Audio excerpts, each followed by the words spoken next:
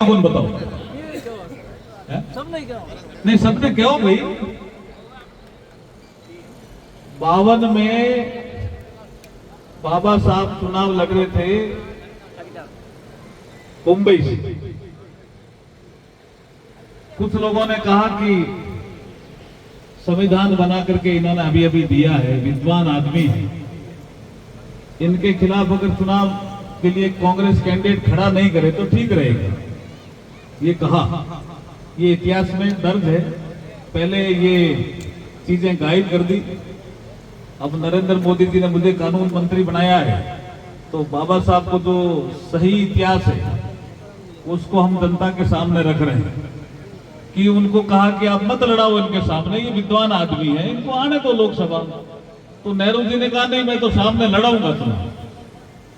अब लड़ाया तब तक तो ठीक था, बिना चुनाव लड़ने का नेहरू जी पैसा भी दिया, बीतना में 20,000 रुपया दिया नेहरू जी कि आप जाओ और बाबा साहब अंबेडकर के खिलाफ चुनाव लड़ो।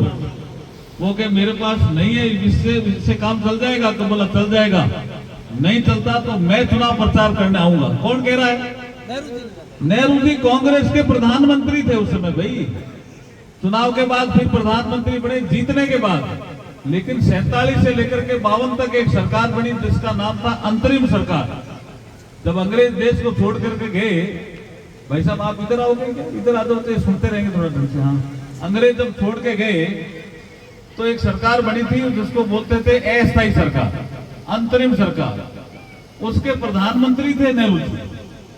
चुनाव हुआ 52 में पहला, तो जनता ने फिर प्रधानमंत्री बनाया नेहरू जी को। लेकिन उस समय कहा कि मैं चुनाव प्रचार करने भी आऊंगा। और आश्चर्य तब हुआ जब लोगों को, बड़े बड़े लोगों को हुआ थी।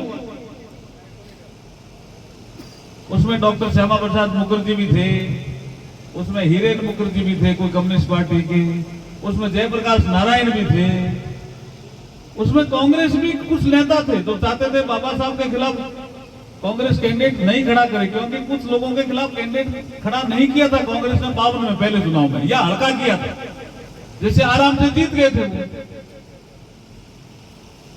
और बाबा साहब के खिलाफ कैंडिडेट खड़ा किया कांग्रेस ने, रुपए अलग से दिए।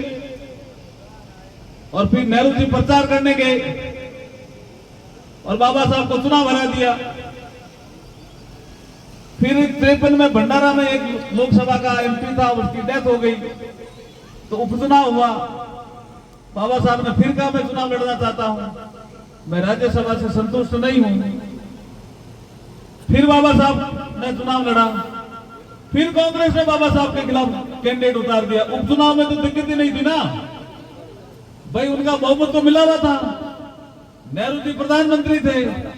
एक सीट अगर विरोध किया जाती तो नेहरू जी के क्या बिगड़ जाता? कुछ बिगड़ता था क्या? फिर भी बाबा साहब के खिलाफ 53 में भी चुनाव लड़ाया और बाबा साहब को हराया। जिस कांग्रेस ने बाबा साहब को 2-2 बार हरवाया हो, हमारी इच्छा नहीं होती कि हम कांग्रेस को हराएं? होती कि नहीं होती? बताओ तो भाई।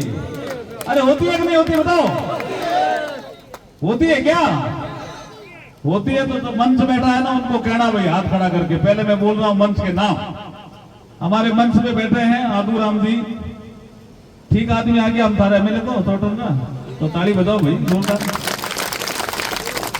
कैलाश जी मेघवाल हमारे एससी मोर्चे के प्रदेश अध्यक्ष, इनके लिए भी ताली बजाओ, ये आए हैं।